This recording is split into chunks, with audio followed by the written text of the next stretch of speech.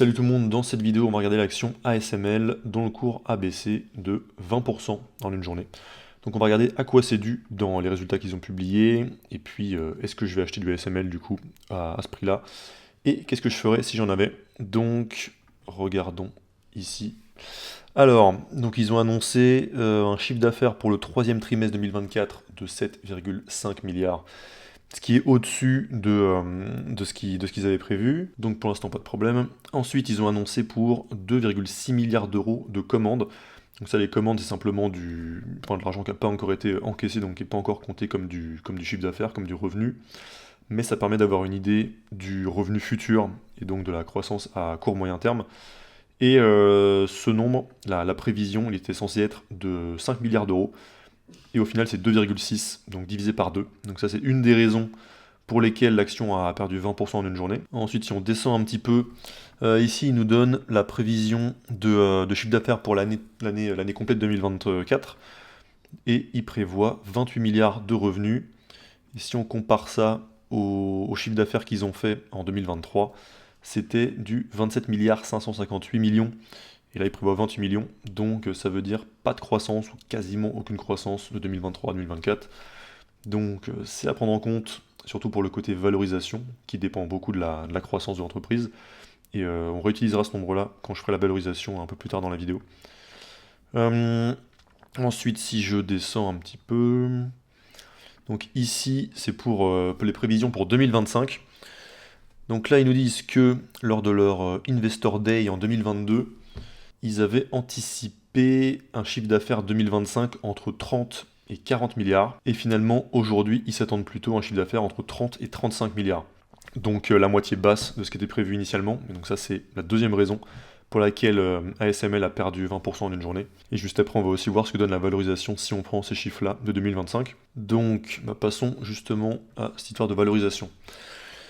Donc, si je regarde déjà le price sur free cash flow, donc le multiple de valorisation actuel d'ASML, avec le free cash flow qu'ils ont aujourd'hui et au prix actuel, on arrive quand même à 86,67 fois le free cash flow, ce qui est extrêmement cher. Maintenant, voyons voir ce que ça donne si on fait quelques ajustements. Donc, déjà, on va prendre en compte l'année 2024 complète, donc on va considérer 28 milliards de chiffre d'affaires. Donc, 28 milliards, et on va prendre une marge du free cash flow normalisée, parce que si je vais ici dans les flux de trésorerie et dans la marge du free cash flow, on voit que cette année, ils ont une marge qui est particulièrement basse, donc qui peut être due à des investissements ponctuels plus importants par exemple. Donc on va faire une estimation en prenant une marge de free cash flow normalisée qui correspond plus à ce qu'ils ont eu dans leur moyenne historique.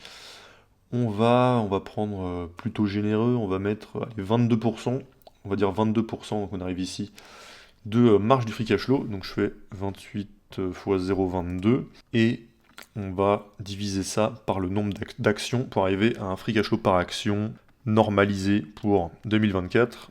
Donc ça donne 15,6, et maintenant je vais faire 650 divisé par 15,6. Et donc là, même en prenant le chiffre d'affaires de fin 2024 et en prenant une marge de free cash flow de 2 fois la marge actuelle, donc en remplaçant ici le 11,78 qu'ils ont eu en 2023 par 22, on arrive quand même à 42 fois le free cash flow, ce qui reste cher. Et maintenant, pour voir, faisons le même calcul, mais avec les chiffres estimés pour fin 2025.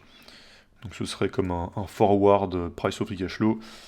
Donc on va même prendre le haut de la fourchette qu'ils ont donnée, sachant que là encore, il peut encore y avoir déception, ça se trouve ils vont faire 30 milliards et pas 35 milliards. Donc on va quand même prendre 35 milliards fois 0,22.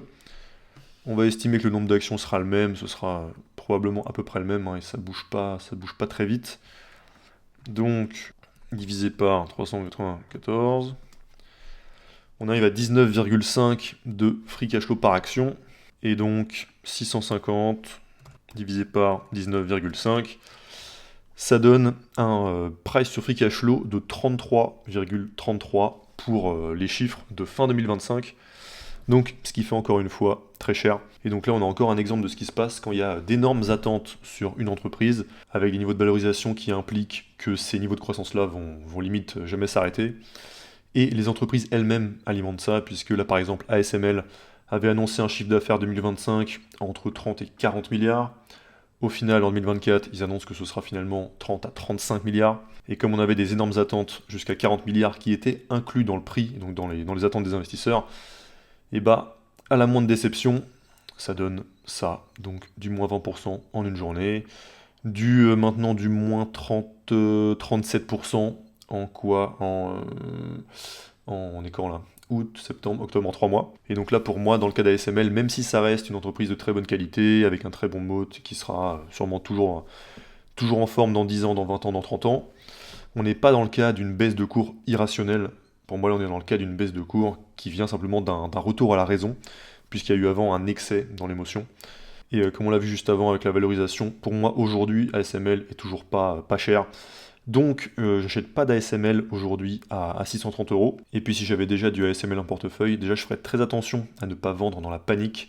Vendre une bonne entreprise après une grosse chute, c'est une des pires choses qu'on puisse faire en investissement.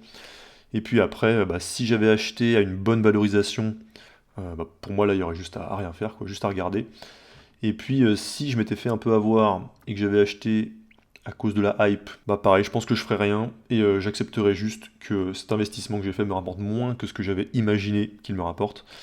Mais en tout cas, je vendrais pas personnellement aujourd'hui, puisque là, les résultats qu'ils ont annoncés, c'est pas du tout un danger pour le long terme d'ASML. C'est juste des résultats qui montrent que ça va aller moins vite que ce qui avait pu être anticipé pendant l'année qui vient de passer. Et puis surtout, si j'étais dans ce cas-là, le plus important, c'est que je ferai attention à ne pas refaire la même erreur plus tard. Parce que ça, c'est des scénarios qui vont se répéter à l'infini. Un jour, ce sera peut-être, je sais pas, une hype sur les entreprises de la cybersécurité. Une autre fois, ce sera peut-être les actions chinoises, etc. Là, c'est l'intelligence artificielle et les actions du secteur des semi-conducteurs. Il faut réussir à être complètement hermétique au FOMO, donc à la peur de rater le train, et à l'inverse, réussir à être plutôt contrariant et à se méfier quand tout le monde va dans le même sens. Donc voilà mon avis sur ASML. Et puis si vous voulez analyser vos actions avec Gram, le site que j'ai développé pour faire mes propres analyses, et puis rejoindre ma communauté privée, vous avez le lien dans la description. Et on se retrouve pour la prochaine vidéo. A plus!